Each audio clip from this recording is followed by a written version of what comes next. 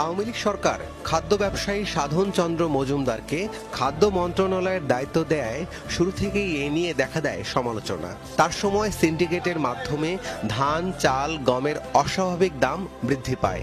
বৃহস্পতিবার রাতে রাজধানীর ভাটারার একটি আবাসিক এলাকা থেকে সাবেক খাদ্যমন্ত্রী সাধন চন্দ্রকে গ্রেফতার করে ডিবি পুলিশ।